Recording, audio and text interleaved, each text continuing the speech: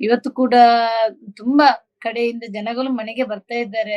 ನಿಮ್ಮ ಜೊತೆ ನಾವಿದ್ದೀವಿ. ಖಂಡಿತ ನಿಮ್ಗೆ ನ್ಯಾಯ ತಿಳಿಸ್ಕೊಡ್ತೇವೆ ಅನ್ನುವಂಥದ್ದು ಮಾತು ಇವತ್ತಿಗೂ ಕೊಡ್ತಾ ಇದ್ದಾರೆ ನಮಗೆ. அவங்க என்ன சொல்றாங்கன்னா, இன்னைக்கும் நெறைய பேரு எங்க வீட்ல வந்து பேசுறாங்க. அவங்க வந்து பேசுறதுனால நியாயம் கிடைக்கும் அப்படின்ற நம்பிக்கை இருக்கு. இப்ப இந்த அம்மா பெங்களூருக்கு வந்து இங்க உட்கார்ந்துன்னு இருக்கிறதே எல்லாருக்கும் நியாயம் கிடைக்கணும் அப்படின்னு ஒரு பொதுநல வழக்க தொடுக்கிறதுக்காக வந்து இன்னைக்கு சைன் பண்ணாங்க.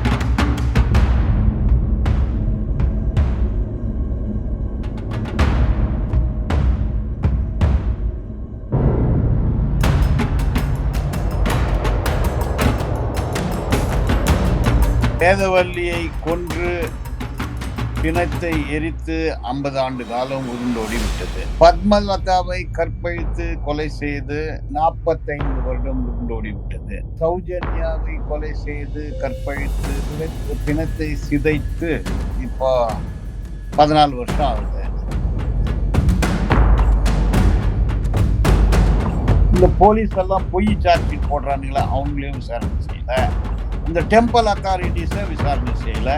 இந்த கற்பழிப்பு கொலையை நிகழ்த்தியது யார் யார் யார் அப்படின்றது எல்லாருக்குமே தெரியுது. அவங்களையும் வந்து கேட்கல. அப்போ என்ன ஆகுதுன்னா, கொலை செய்தது யாருன்னு எல்லாருக்குமே தெரியும். கொத்து தானே, ஊருக்கும் தெரியும், உலகத்துக்கும் தெரியும், பிரஸுக்கும் தெரியும், மீடியாவுக்கும் தெரியும், சீஃப் மினிஸ்டருக்கும் தெரியும், டெப்டி சீஃப் மினிஸ்டருக்கும் தெரியும், ஹோம் மினிஸ்டருக்கும் தெரியும், ஐஏஎஸ்க்கும் தெரியும், ஐபிஎஸ்க்கும் தெரியும். தெரியாத ஆளே இல்ல. ஆனா சொல்றதுக்கு அவனுக்கும். நியூஸ் டுடே தமிழ் நேயர்களுக்கு வணக்கம். நான் லோகநாதன். இன்று நம்மோடு சிறப்பு விருந்தினராக கலந்து கொள்ள இருப்பவர் கர்நாடகாவில் இருந்து வழக்கறிஞர் பாலன் நம்மோடு இணைகிறார். அவரிடம் சில கேள்விகளை முன்வைக்கலாம். சார் வணக்கம். வணக்கம். இந்த தர்மசாலா வழக்கு என்ன ஆச்சுங்க? எஸ்ஐடினுடைய இந்த விசாரணை குழு வந்து ஒரு அறிக்கை தாக்கல் செஞ்சிருக்காங்க. அதனுடைய முழு விவரம் என்ன? முறையா விசாரிச்சிருக்காங்களா இல்லையான்ற பல சந்தேகங்கள் இருக்கு, பல கோணங்கள் இருக்கு. ஒரு நீதி கிடைக்குமா அப்படின்ற ஒரு சந்தேகத்துல இப்போ பொதுமக்கள் இருக்காங்க. என்ன கள நிலவரம் சார்? நீதி கிடைக்குமா? நீதி 50 வருஷமா கிடைக்கல. வேதவல்லியை கொன்று பிணத்தை எரித்து 50 ஆண்டு காலம் உருண்டோடி விட்டது. பத்மலதாவை கற்பழித்து கொலை செய்து ஒரு 45 வருடம் உருண்டோடி விட்டது. சௌஜன்யாவை கொலை செய்து கற்பழித்து அவர் பிணத்தை சிதைத்து இப்போ 14 வருஷம் ஆகுது. சௌஜன்யாவுடைய தாய் என் எதிரில தான் உட்கார்ந்துட்டு இருக்காங்க. இக்கட பத்திர சௌஜன்யாவுடைய தாய் எதிரில தான் உட்கார்ந்து இருக்கிறாங்க. இப்போ இன்வெஸ்டிகேஷன் இது வந்து 74 டாக்குமெண்டட்னா பெயர் விலாசம் தெரிந்த இறப்பு, கொலை என்றதை விட இறப்பு, பிணங்கள் கிடைக்கப்பட்டது. பிணத்தை வந்து பதிக்கணும் அப்படின்னா எதற்காக இறந்தார்கள் அப்படின்னு பாத்தீங்கன்னா, அங்க வந்து லாட்ஜில் தங்கி இருப்பாங்க, டெட் பாடி இருக்கும். அப்போ பிணத்தை இருந்தா அதுக்கு ஒரு ப்ரொசீஜர் இருக்கு. அதை வந்து இன்கொஸ்ட் ப்ரொசீடிங் என்று சொல்லுவாங்க. கர்நாடகால கூட பிணம் கிடைத்தால் அந்த விசாரணையை எப்படி கை கொள்ள வேண்டும்னு கர்நாடக மாநில சட்டம் கூட இருக்கு, ரூல்ஸ் ரெகுலேஷன். அப்போ பிணங்கள் கண்டெடுத்தால் அதை வந்து போட்டோ பிடிக்கணும், வீடியோகிராஃபி பண்ணணும். அதுக்கு வந்து ஃபாரம் ஏ இருக்கு. அதுக்கு பிறகு தாசில்தாரை கூப்பிடணும். அவரு அந்த பிணத்தின் சாவிற்கான மேல் நோட்டமான விசாரணை செய்யணும். அதுக்கு பிறகு ஃபாரம் பி, ஃபாரம் சி, அது அரசு டாக்டரை கூப்பிட்டு அதை வந்து போஸ்ட்மார்ட்டம் பண்ணி புதைக்கணும். இது எல்லாமே இல்லாம அப்படியே புதைச்சது வந்து 74 டாக்குமெண்டட். ஏன்னா அதுக்கான எல்லா ஆவணங்கள் இருக்கு. அதை வச்சு நான் இப்போ ஹைகோர்ட்ல கூட ஒரு பப்ளிக் இன்ட்ரெஸ்ட் லிட்டிகேஷன் போட்டிருக்கேன். அந்த லிட்டிகேஷன்ல இன்னைக்கு சைன் போடுறதுக்கு தான் அந்த சௌஜன்யாவுடைய தாய் வந்து என் எதிரில் உட்காந்துக்கிட்டு இருக்காங்க. அப்போ அது ஒரு பப்ளிக் இன்ட்ரெஸ்ட் லிட்டிகேஷன் ஃபைல் ஆயிருக்கு. ஸோ இது வந்து எல்லாமே அங்க நடந்த கொலைகள், ஆனா கற்பழிப்போடு சேர்ந்துதான் கொலைகள். கற்பழிப்பு இல்லாம கொலைகள் கிடையாது. கற்பழித்து கொலை செய்யப்பட்டவர்களுக்கு இதுவரைக்குமே வந்து நியாயம் கிடைக்கல. அதுக்காக police, CID, CBI, investigating agency இவங்க யாராலயுமே அவங்களுக்கு வந்து எந்த நியாயமும் கிடைக்கல. அப்போ இது வெறும் போலீஸோட மாற்றம் இல்ல. அங்க இருக்கக்கூடிய FSL, doctors, home ministry, government, chief minister, district administration இதுக்கு சம்பந்தப்பட்ட எல்லாமே வந்து கண்ணு மூடி இருக்கு. அந்த கண்ணை யார் மூடுறாங்க? இதுவரைக்கும் யாருக்குமே நியாயம் கிடைக்கல. அப்போ இந்த சௌஜன்யா இறப்பிற்கு பிறகு மிகப்பெரிய போராட்டமாகுது. அந்த போராட்டத்தின் வாயிலாக அது கண் துடைப்பு லோக்கல் போலீஸ்ல இருந்து சிஐடி போலீஸ்ல இருந்து சிபிஐ. அப்ப லோக்கல் போலீஸ் என்ன செய்தாங்களோ அதை தான் சிஐடி செய்தாங்க. அதே விஷயம் தான் சிபிஐயும் செஞ்சாங்க. அப்போ சிபிஐ, சிஐடி, லோக்கல் போலீஸ்க்கு எந்த ஒரு இம்ப்ரூவ்மெண்ட்டோ, டெவலப்மெண்ட்டோ அந்த இன்வெஸ்டிகேட்டிங் அத்தாரிட்டியே இல்ல. அப்போ நிறைய இந்த மாதிரி கற்பழிப்பு, கொலை இத வந்து B report, C report. Sowjanya கேஸ்ல மாத்திரம்தான் வந்து சார்ஜ் ஷீட் போட்டாங்க. எல்லாம் பொய்யான புனையப்பட்ட சார்ஜ் ஷீட். ஒரு அப்பாவியோட மேல போட்டு அந்த கேஸை முடிச்சிட்டாங்க. அதை ஃபைட் பண்றதுக்கு இத்தனை பேர் prosecutor, additional prosecutor, advocate general, attorney general, high court, அதுல இந்த பெஞ்சு, அந்த bench, home minister, DIG, commissioner, FSL இவ்வளோ பெரிய அத்தாரிட்டி இருந்தும் இந்த இறந்து போன அந்த உயிர்களுக்கோ நியாயம் கிடைக்கல. இறந்து போன அந்த குடும்பத்தாருக்கும் இது வரைக்கும் நியாயம் கிடைக்கல. இதுக்கு மத்தியில தான் வந்து சின்னையா அப்படின்ற ஒருத்தன் வரான். அவனை ஒரு குரூப் ஆஃப் லாயர்ஸ் கூப்பிட்டு வராங்க. அவங்க போய் ஒரு கம்ப்ளைண்ட் கொடுக்குறாங்க. அந்த கம்ப்ளைண்ட்ல என்ன சொல்றாங்கன்னா, கொலை, கற்பழிப்பு, 15 வயசு பொண்ணு, 17 வயசு பொண்ணு, அதனுடைய உள்ளாடை இல்ல, அவர்களுடைய பிறப்புறுப்பில் ரத்தம் கசிந்து கொண்டிருக்கின்றது, இப்படின்றதெல்லாம் சொல்லி ஒரு 3-4 பேஜ் கம்ப்ளைண்ட் கொடுக்குறாங்க. அப்போ நார்மலா என்ன பண்ணணும் போலீஸ்? கொலை கேஸ் ரெஜிஸ்டர் பண்ணணும், கற்பழிப்பு கேஸ் ரெஜிஸ்டர் பண்ணணும், வயசு 15, 16ன்னா போக்சோ ஆக்ட்ல ரெஜிஸ்டர் பண்ணணும். இதை எதையுமே பண்ணாம லோக்கல் போலீஸ் என்ன பண்றாங்கன்னா, ஜட்ஜு கிட்ட ஒரு பர்மிஷன் வாங்குறாங்க. அந்த ஜட்ஜும் கூட கண்மூடித்தனமா நீ வந்து 211 ABNS பிரகாரம் இதை ரெஜிஸ்டர் பண்ணுங்க அப்படின்னு ஆர்டர் கொடுக்குறாரு. அந்த ஆர்டரை வந்து அவருக்கு கொடுக்கறதுக்கு அதிகாரமே கிடையாது. அந்த கம்ப்ளைண்ட்டை யார் கொடுக்கணும்னா ஒரு அரசு அலுவலர் தான் கொடுக்க முடியும். பிரைவேட் இண்டிவிஜுவல் கம்ப்ளைண்ட்டை கொடுக்க முடியாது. பிரைவேட் இண்டிவிஜுவல் கம்ப்ளைண்ட்டை கொடுக்காத நால எஃப்ஐஆர் ரெஜிஸ்டர் பண்ணது சட்டத்திற்கு புறம்பானது. அதை லோக்கல் மேஜிஸ்ட்ரேட் அது மேல ஒரு உத்தரவு போடுறாரு. அந்த உத்தரவு நான் படிச்சிருக்கிறேன். அந்த உத்தரவு சட்டத்திற்கு புறம்பாவே இருக்கு. அப்போ சட்டத்துக்கு புறம்பாக ஒரு எஃப்ஐஆர், அதை வச்சு அவருடைய ஒப்புதல் வாக்குமூலம், ஒரு ஒப்புதல் வாக்குமூலம் இருக்கும்போது இன்னொரு ஒப்புதல் வாக்குமூலம் கொடுக்கலாம். ஆனா அதுக்கு நேர்மறையாக எதிர்மறையாக கொடுக்க கூடாதுன்றது சட்டம். அதுல வந்து 229, 230, 35 இது எல்லாரும் கூட அது கோர்ட்டுக்கு இருக்கிற பவர். போலீஸுக்கு பவர் இல்லை. இருந்தாலும் இத்தனை செக்ஷன்களையும் ஆட் பண்றாங்க. ஆட் பண்ணி 23/8/2025 கம்ப்ளைண்ட் கொடுத்தோடனே அரெஸ்ட் பண்ணி ஜெயிலுக்கு அனுப்புறாங்க. கொலை, கொள்ளை, கற்பழிப்பு, ஆள் கடத்தல் அந்த மாதிரி கேஸ் கொடுத்தா இது வந்து கம்ப்ளைண்ட் கொடுத்தவன் மேலேயே அது கேஸ் திருப்பி அவன் மேலேயே அரெஸ்ட் பண்ணி அவனை ஜெயிலுக்கு போட்டுக்கிறாங்க.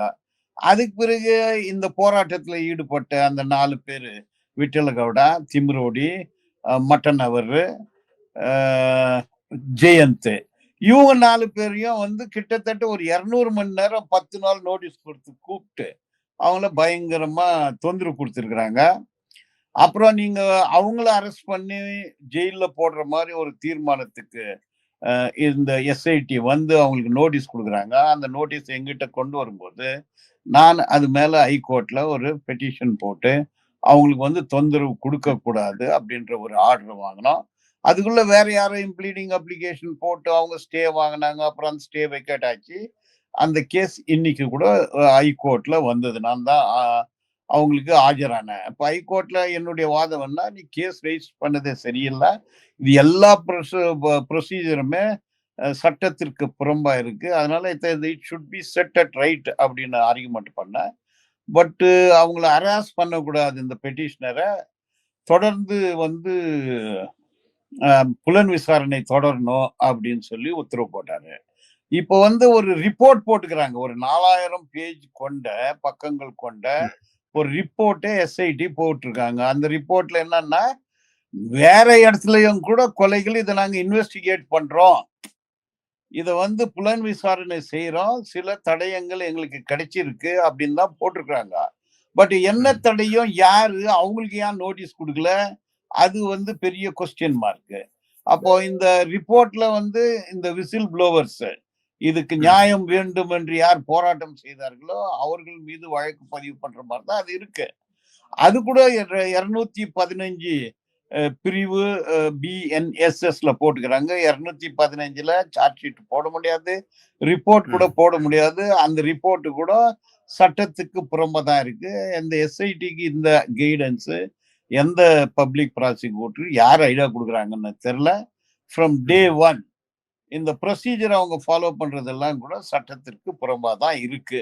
அப்ப 2 விதமா பிரிச்சிருக்கிறாங்க இப்ப இன்வெஸ்டிகேஷன்ல. ஒண்ணு அங்க கிடைத்த இந்த தடயங்கள் அத வச்சு நாங்க இன்வெஸ்டிகேட் பண்றோம்னு ஒண்ணு சொல்றாங்க. 2வது ம். வந்து இந்த ரிப்போர்ட்ல வந்து இந்த விசில் ப்ளோவர்ஸ் எல்லாம் பொய் சொல்லியிருக்கிறாங்க. அந்த யாரு அந்த முகமூடி மனிதன். அவர் சொன்னதெல்லாம் பொய்யி. பொய்ன்னு சொல்லி அவங்க மேல இப்போ வழக்கு போடுறது ஒரு புறம். இன்னொரு பக்கம் வந்து நாங்க அத அ புலன் விசாரணை செய்றோம் அப்படின்னு. இன்னொரு ம். பக்கம் என்னன்னா, இப்போ ஒரு 74 டாக்குமெண்டட் டெத்ஸ் அது மேல கூட நாங்க இன்வெஸ்டிகேட் பண்றோம்னு. அப்ப இந்த எஸ்ஐடி வந்து வெறும் புலன் விசாரணை செய்யக்கூடிய ஒரு மிஷினரி அல்ல. எஸ்ஐடி வந்து ஒரு போலீஸ் ஸ்டேஷன். அவங்களுக்கு வந்து இது யார் தப்பு பண்ணியிருக்காங்களோ அவங்க மேல எஃப்ஐஆர் போடலாம், விசாரணை பண்ணலாம். பட் ம். இன்னைக்கு வரைக்கும் 3 மாசம் ஓடிடுச்சு. இன்னைக்கு வரைக்கும் இந்த கிரைம் நம்பர் 39/25 தவிர வேற எந்த எஃப்ஐஆருமே அவங்க ரெஜிஸ்டர் பண்ணல. அப்போ இந்த புலன் விசாரணை சிட்டு அவர்களுடைய வேலைகளை சரியாக செய்கிறார்களா? இல்லையா? அப்படின்றது கொஸ்டின் மார்க் தான். இந்த 4000 பேஜ் ரிப்போர்ட்டு அத ஒட்டி பேப்பர்ல வந்ததெல்லாம் பார்த்தாக்கா, அது வந்து ம். என்ன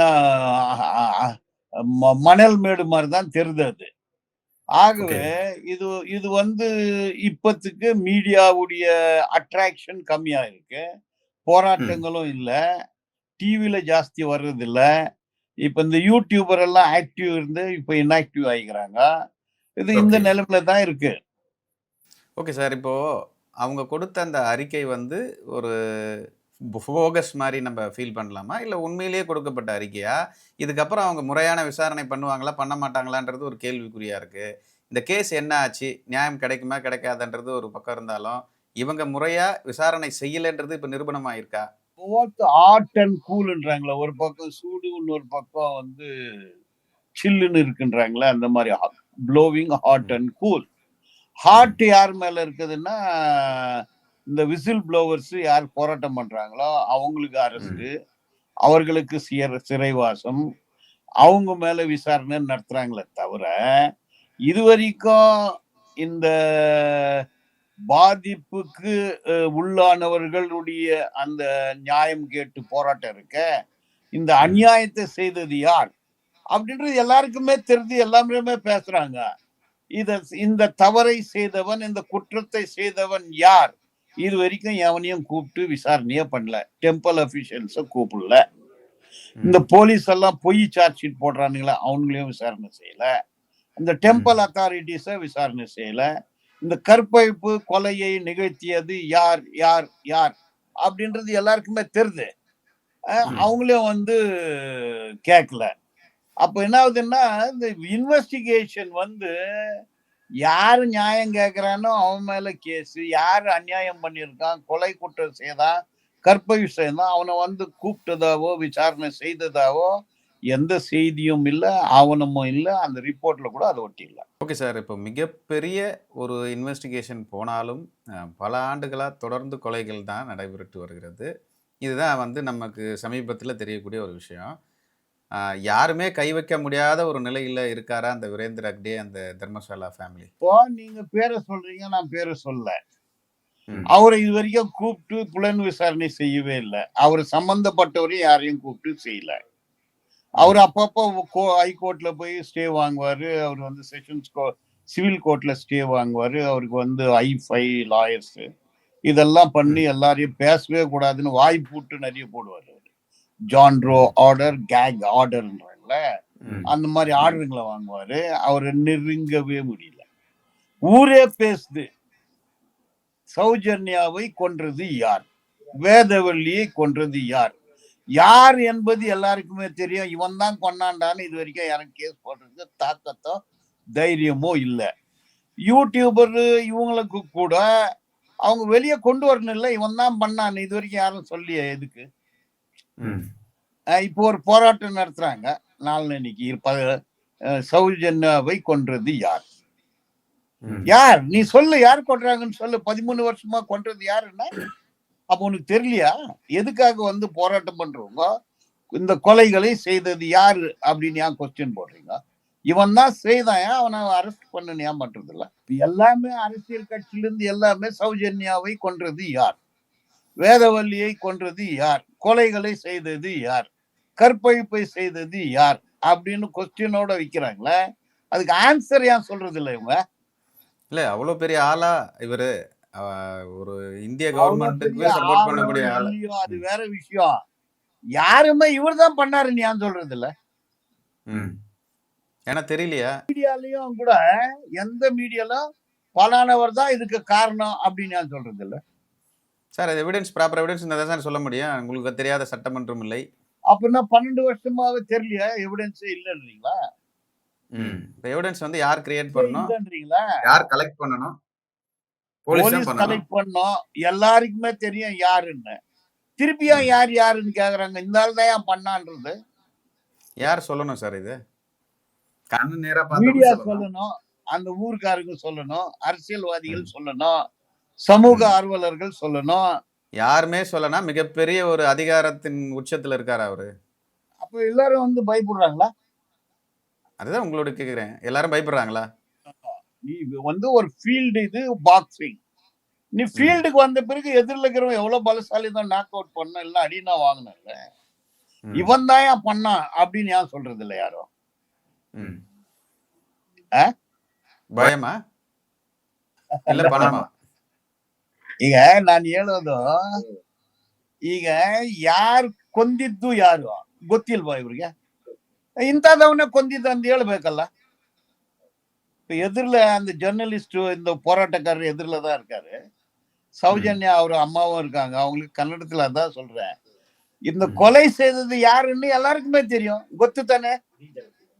ஊருக்கு தெரியும், உலகத்துக்கும் தெரியும், பிரஸுக்கும் தெரியும், மீடியாவுக்கும் தெரியும், சீஃப் மினிஸ்டருக்கும் தெரியும், டெப்டி சீஃப் மினிஸ்டருக்கும் தெரியும், ஹோம் மினிஸ்டருக்கும் தெரியும், ஐஏஎஸ்க்கும் தெரியும், ஐபிஎஸ்க்கும் தெரியும். தெரியாத ஆளே இல்ல. ஆனா சொல்றதுக்கு அவனுக்கும் வந்து துப்பு இல்ல, முதுகெலும்பு இல்ல. யாரோ வீட்டு பொண்ணு செத்து போச்சு, நம்ம நம்மளுக்கு என்ன போச்சுன்னு போயிருக்கிறான். அதான விஷயம். எல்லாருக்குமே தெரியும். அந்த ஊர்ல இருக்கிறவங்களுக்கு தெரியும் கொன்னது யாருன்னு, தூக்கின்னு போனது யாருன்னு தெரியும், கற்பழிச்ச இடம் தெரியும். ஒரு எவிடன்ஸ் கூடவா இல்ல சார்? சிபிஐயே சொல்ல என்ன பண்றது? சிபிஐ தெரியாதா? அவனுக்கு என்ன புத்தி இல்லைன்றீங்களா? CBI, central bureau of investigation, Rajagopal, PVS Raj, ரெண்டு பேரும் சிபிஐ. தெரியாதா உங்களுக்கு? சிபிஐ ஏன் சொல்றது இல்ல? சிஐடிக்கு தெரியாதா? போலீஸ்க்கு தெரியாதா? ஹோம் மினிஸ்டர் ஏன் சொல்ல சார்? நீங்க சொல்லுங்க சார். இப்பவாச்சு நீங்க சொல்லுங்க. நீங்க தானே மீடியா, ஏன் சொல்லு, நீங்க கண்டுபிடிங்க.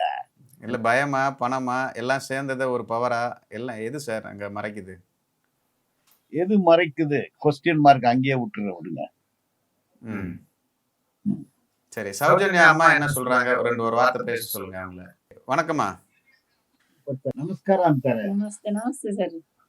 உங்களுடைய மகள் இறந்திருக்காங்க. இது இது போன்ற யாருக்கும் நடக்கக்கூடாதுன்னு நீங்க என்ன சொல்ல வரீங்க நாட்டு மக்களுக்கு? ನಿಮ್ಮ ಮಗಳಿಗೆ ಇಷ್ಟು ಅನ್ಯಾಯ ಆಗಿದೆ. ಜನತೆಗೆ ನೀವು ಏನು ಹೇಳಕ್ಕೆ ಬಯಸ್ತೀರಾ ಅಂತ ಕೇಳ್ತಾರೆ. ಅಂದ್ರೆ ನಮ್ಗೆ ಇವತ್ತು ಜನಗಳಿಂದ ನ್ಯಾಯ ಸಿಗ್ಬೇಕು ಅಂತ ನಾವು ಜನಗಳಿಗೆ 13 ವರ್ಷದಿಂದ ನಾನು ಅವರಿಗೆ ಧನ್ಯವಾದಗಳನ್ನು ಹೇಳ್ತಾ ಬರ್ತಾ ಇದ್ದೇನೆ. ಇವತ್ತು ಕೂಡ ತುಂಬಾ ಕಡೆಯಿಂದ ಜನಗಳು ಮನೆಗೆ ಬರ್ತಾ ಇದ್ದಾರೆ. ನಿಮ್ಮ ಜೊತೆ ನಾವಿದ್ದೀವಿ, ಖಂಡಿತ ನಿಮ್ಗೆ ನ್ಯಾಯ ತಿಳಿಸ್ಕೊಡ್ತೇವೆ ಅನ್ನುವಂಥದ್ದು ಮಾತು ಇವತ್ತಿಗೂ ಕೊಡ್ತಾ ಇದ್ದಾರೆ ನಮಗೆ. அவங்க என்ன சொல்றாங்கன்னா, இன்னைக்கும் நெறைய பேர் எங்க வீட்ல வந்து பேசுறாங்க. ம். அவங்க வந்து பேசுறதுனால நியாயம் கிடைக்கும் அப்படின்ற நம்பிக்கை இருக்கு.